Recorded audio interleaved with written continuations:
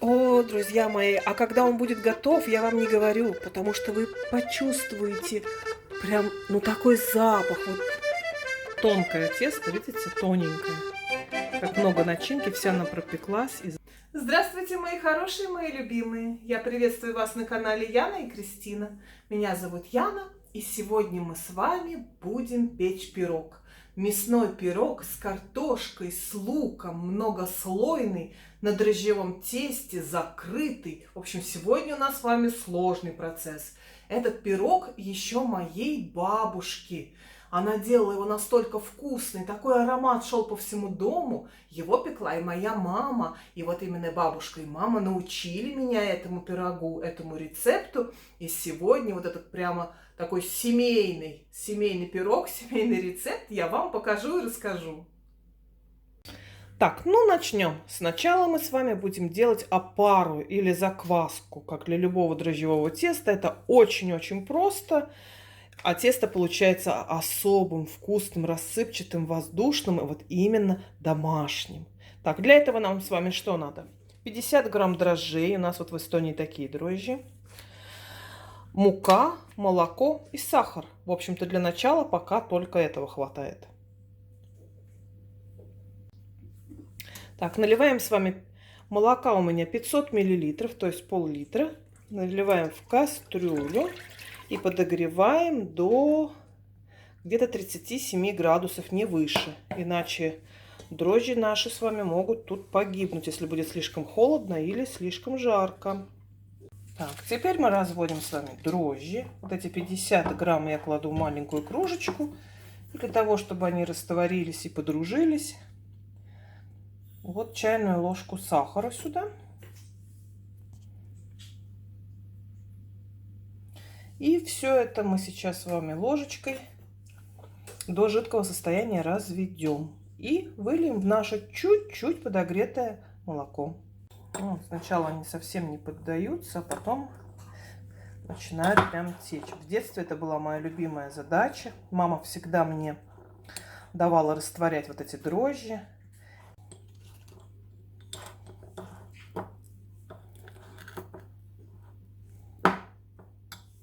У меня вот буквально за минутку, смотрите, превращается в такую жидкость. И теперь мы эти дрожжи добавляем к нашему чуть-чуть тепленькому молочку. И вот прям тоненькой струйкой наше молоко выливаем.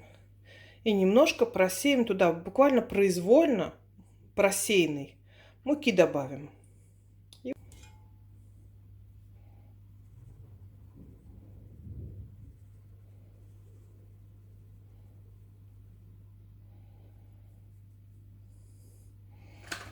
Вот так чуть-чуть немножечко добавили мы с вами туда этой муки. Теперь это все слегка перемешаем и отправляем в теплое место эту нашу жидкую массу на часа полтора, чтобы она поднималась. Все очень просто. Главное, просто и быстро. Я помню, раньше с мамой мы ставили эту кастрюлю с тестом около батареи, чтобы поднималась. Теперь немножечко техника ушла вперед, и вот у меня есть такая программа для поднятия теста даже в плите, в духовке. Вот она 30 градусов. Ох, смотрите, как поднялась наша опара, потому что в духовке вот эти 30 градусов на поднятие теста. Ух, отлично, отлично. Теперь мы с вами растопим 100 грамм маргарина и 100 грамм масла в кастрюльке. Вот, масло и маргарин. И вот они пусть плавятся. И потом мы их начнем заливать в опару. Но опять же помним о том, чтобы они не были горячие, эти продукты, чтобы не убить нашу замечательную природу дрожжей. Так, ну вот, это наша опара села немножко, хорошо. Теперь туда мы наливаем чуть-чуть тепленький, вот расплавленное масло и маргарин. Так, вот сюда аккуратненько выливает. Кристина у меня помощница, главный повар у нас. Так, хорошо. Немножко добавим туда растительного масла. Это лайфхак и секрет. Пара столовых ложек растительного масла не дает дрожжевому тесту быстро засохнуть. Немножко еще добавим сахара, капельку соли и муку. Так, ну вот чайную ложечку сахара мы туда с Кристиной насыпали, чтобы наши дрожжи задобрить, так сказать. И теперь просеянную муку добавляем к тесту и будем месить. Зовите ваших детей на кухню. Начинается практика для мелкой моторики. Так, мы тут по старинке через сито просеиваем муку с Кристиной. Когда просеешь, тогда тесто становится пышным, хорошо поднимается. О, хорошо. Меси, меси. Так, отличная практика. Моторика. Задают же, да, в детских садах, в школах. Все на мелкую моторику. Что тесто, лепите. Вот мы этим и занимаемся. И сразу параллельно пироги. О, как хорошо. Давай, давай. Для моторики, в принципе, можно просто мука, вода и соль. И тоже месить. Но смотрите, как хорошо, когда руки работают. О, прекрасно. Так что под прикрытием мелкой моторики можете детей своих заставлять пироги тестовым будут делать. У меня вот так хитро придумано. Так, у нас уже пошло творчество. Кристина начинает формировать колобок и на окошко его. Но он сейчас убежит у нас и побежит по Таллину. Гоняем наш колобок обратно, и так мы иначе будем тесто вечно делать. В общем, месим тесто до тех пор, пока, как говорила моя мама, не будут руки как вымытые от этого теста. И стенки кастрюли тоже.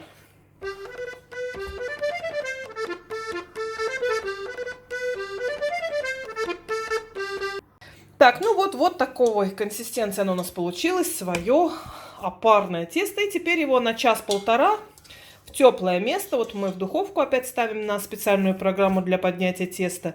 И периодически вынимаем его из духовки. И будем с ним обниматься. То есть углекислый газ вот так вот обминаем и оттуда выпускаем. Тесто получается просто изумительное. Но все это время там зреет. Ставь, Кристина. Давай мы его туда. И пусть оно у нас там зреет и греется. Ага. Вот так. Так, вот пришло время. Смотрите, как оно поднялось. И его надо обминать. Месим, месим, выпускаем углекислый газ до дна, до дна. Вот оно какое становится уже рыхлое. Угу. Очень хорошо. Видно, что получится. Это хорошо.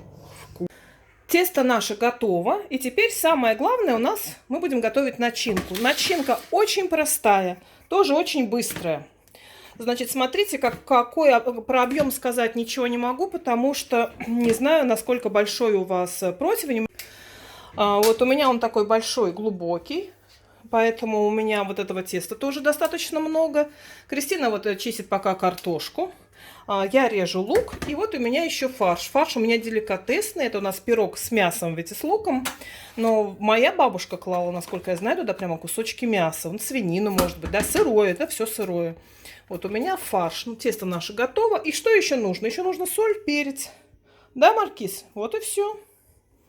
Ну, давайте готовить начинку. Так, лук мы режем вот такими кольцами. Достаточно грубо можно, но не очень тонко и не очень сильно толсто. То есть совершенно произвольно, главное все быстро. Все быстро и все просто. Также кружочками будем резать и картошку. Да, Маркиз, ты уже там. Ты за всем следишь. Мясной пирог — это под твоим руководством. Это мы поняли. Давайте наш пирог, так сказать, уложим со всеми слоями. Я никогда не смазываю форму никаким маслом. Я всегда выкладываю пергаментную бумагу. Тогда гарантированно ничего не пристает, не горит и так далее. То есть бумага. Ну вот так. Раскатала я это тесто. уложила его сюда в размер, буквально оставила небольшие, совершенно крошечные бортики. И теперь мы с вами слоями будем выкладывать сюда начинку. Сначала идет картошка кружочками. То есть вот такие вот колечки, кружочки совершенно произвольные. Вот так вот слоями. Рядочками, пока еще рядочками.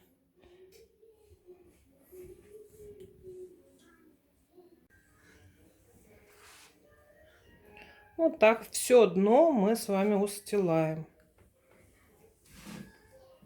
Так, после того, как мы картошку вот так вот выложили, то у нас Кристина выложила, да, мы берем с вами вот этот фарш, вот так щипково, не огромные, не маленькие, чтобы попадались вкусные кусочки. И точно так же устилаем все дно вот по рядочкам, вот как она делает, рядами.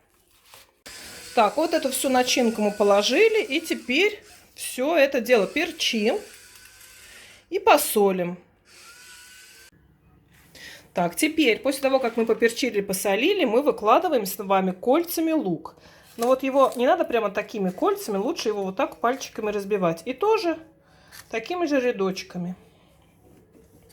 Олимпийские кольца, в общем, будем делать. Вот так мы все выложили. И теперь снова следующим слоем идет картошка. Теперь пошел снова фарш. И потом, как вы догадались, уже лук. Опять многослойный. Снова этот следующий слой мы перчим, солим.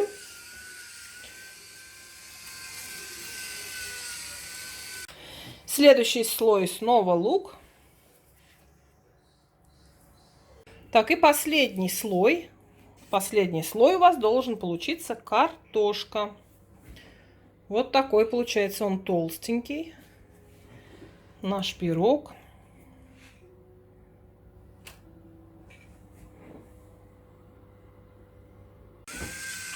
Так, последний слой мы тоже солим и перчим.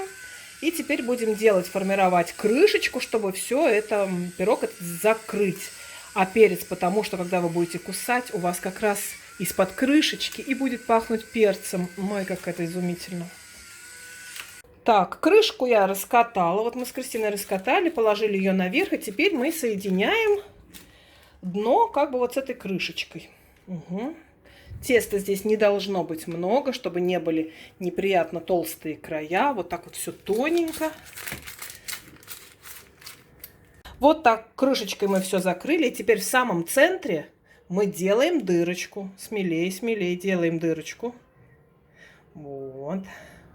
Так, и последний штрих, наверное, не очень обычный для всех. Всегда все смазывают яйцом, да, вот пирог. Я не люблю, потому что там остается такая грубая достаточно корка.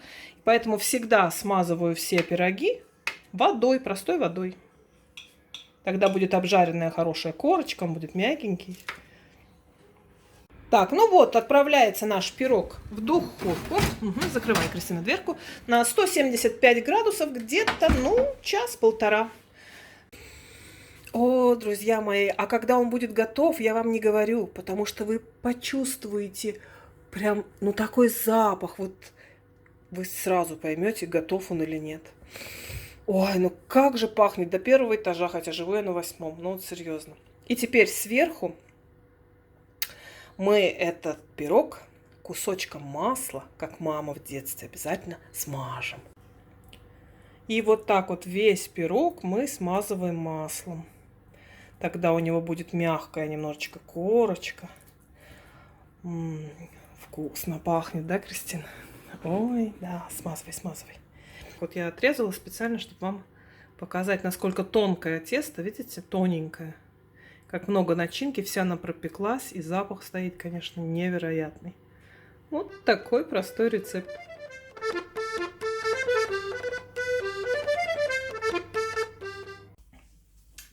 Вот такой пирог, друзья, у нас с вами получился. Он действительно очень вкусный и очень сытный. Знаете, я пеку всегда его по пятницам, чтобы на выходных элементарно было что покушать целой семье. Так что это такой некоторый лайфхак вам на выходные. Берете молоко, кофе, чай, подходят ваши домашние, вы нарезаете этот пирог, согрели, и, в общем, вот и все. Если еще сладкий есть, я всегда еще пеку сладкий рядышком, так что вопрос питания на выходные решен. Спасибо, что были с нами. Подписывайтесь на канал, ставьте лайки, не забывайте. Приятного вам аппетита и всего самого светлого и самого доброго. И солнышко в душе. До свидания.